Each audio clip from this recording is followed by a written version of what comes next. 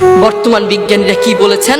বর্তমান বিজ্ঞানীরা বলেন একজন সুস্থ মানুষকে, একজন জীবন্ত মানুষের হাত পা ধরে ভেঙে দিলে একজন জীবন্ত মানুষ যতটুকু কষ্ট পায়, একজন মা তার চেয়েও বেশি কষ্ট পায় তার সন্তানকে জন্ম দেওয়ার সময়। আল্লাহু আকবার।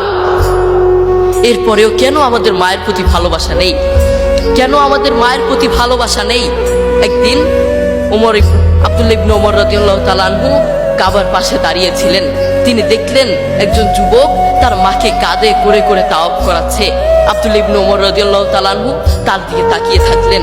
এরপর যুবকটি আব্দুল্লাহ ইবনে ওমর রাদিয়াল্লাহু তাআলা আনহুর কাছে এসে বললেন, আমি কয়েকটা বছর এভাবে আমি আমার মাকে কাঁধে করে বেড়াই, আমি আমার মাকে বাথরুমে নিয়ে যাই কাঁধে করে, আমি আমার মাকে খাওয়াতে নিয়ে যাই কাঁধে করে, প্রত্যেকটা জায়গায় আমি আমার মাকে এভাবে কাঁধে করে নিয়ে যাই। আপনি বলুন, আপনার কাছে আমার প্রশ্ন, আমি কি আমার মায়ের হক আদায় করতে পেরেছি?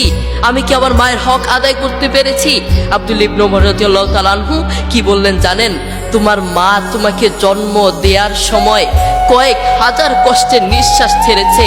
তুমি যদি সেই কয়েক হাজার কষ্টের নিঃশ্বাস থেকে একটি কষ্টের নিঃশ্বাসের হক আদায় করার জন্য কিয়ামত পর্যন্ত তোমার মাকে এভাবে কাঁধে করে বয়ে বেড়াও, কিয়ামত পর্যন্ত একটা কষ্টের নিঃশ্বাসের হক আদায় করতে পারবে না। আল্লাহু আকবার।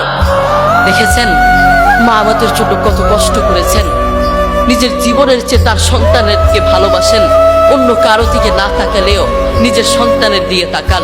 তবুও বহু কুলাঙ্গার সন্তান তার মাকে ঘর থেকে বের করে দেয়। বহু কুলাঙ্গার সন্তান তার মায়ের উপর আঘাত করে থাকে।